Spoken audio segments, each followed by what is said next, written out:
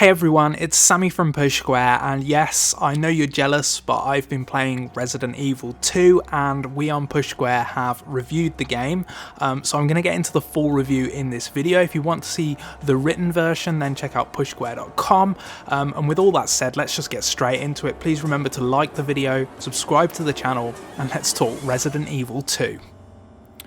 Okay, so I think attempting to remake what is considered one of the greatest video games of all time has to be both an incredibly exciting and intimidating prospect for publisher Capcom, but just over 3 years ago it announced that it was going to remake Resident Evil 2, which had been a request from fans for a long time. Now, it's fair to say that many consider Resident Evil 2 to be the pinnacle of survival horror. For me, Silent Hill, but it's definitely up there. And it really capitalised on the potential of its cheesy and clunky predecessor with refinements that brought terror to the masses. So now we're 21 years later, and it's time to wreak havoc across Raccoon City once again.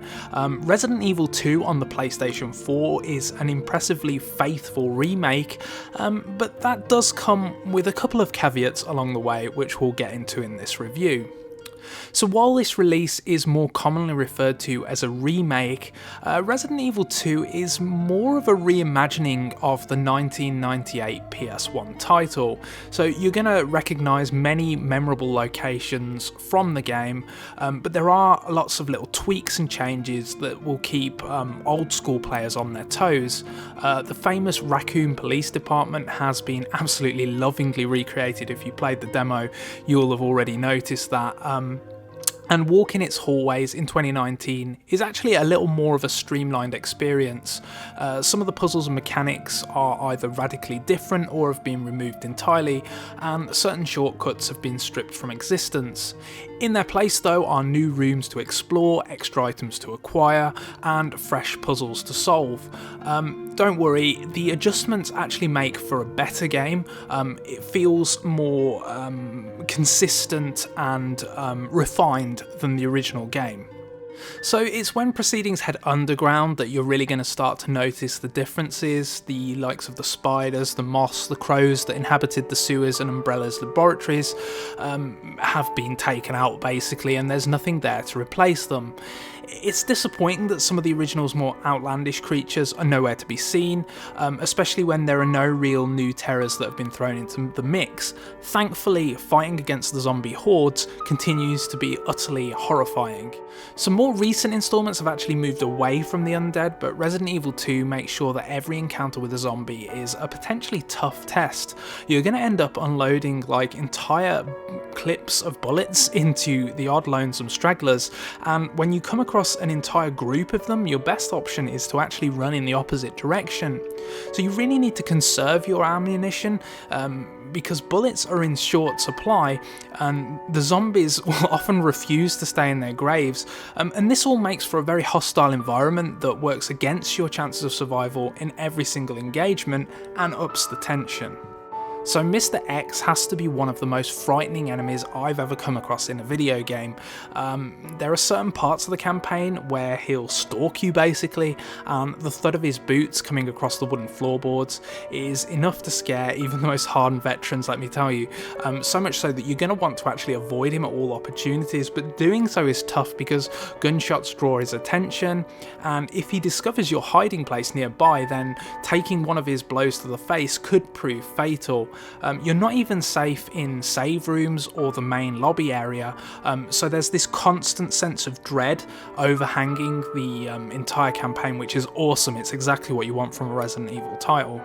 And it's worth saying that the biggest difference between this game and the PS1 title, aside from the camera position, which we'll get to in a minute, is that the graphics are obviously so much better than they ever have been. The character models are actually superb. I think they're facial captured, motion captured.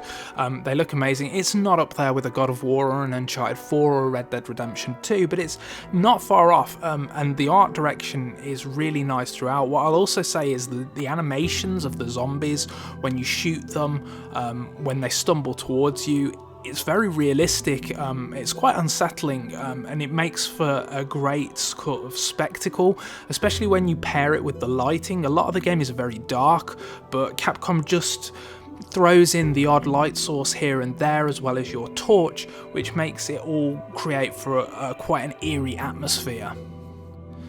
So elsewhere, there are other quality of life improvements in the remake, including the user interface, and the map system, which makes for easier navigation.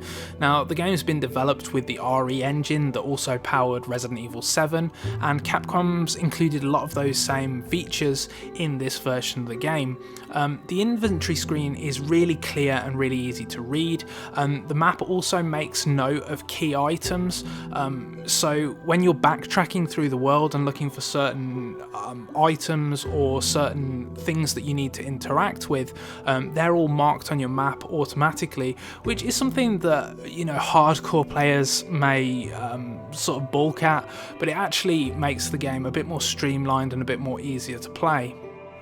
Now, this is still very faithful to the original though, as I've been pointing out throughout the review, and you still get the two campaigns which follow Leon Kennedy and Claire Redfield. Now, of course, the two sort of split up and explore the environment in different ways, but there are overlaps. They visit similar locations, they face identical bosses. There's variation in terms of the characters they meet, so Leon ends up teaming up with Ada Wong while Claire helps out Sherry Birkin in escaping from the city. And in terms of Redfield's campaign, there's actually a new area in this version of the game which sees you go to the orphanage, and it kind of focuses on Sherry's escape from the clutches of the Raccoon Police Department's chief and all that sort of stuff, which is a great addition to the narrative and will really resonate with long-time fans of the series. So I think the only thing that really holds the game back is if you're not an old school Resident Evil fan, then you may find that this game is a little too faithful to the original. So it achieves exactly what Capcom set out to do. It's an honourable remake of Resident Evil 2, but in terms of its design, it can be a little bit archaic. You'll do a lot of backtracking, there's a lot of inventory management. Now, this is stuff that I'm sure some of you are saying, why are you saying this is a bad thing?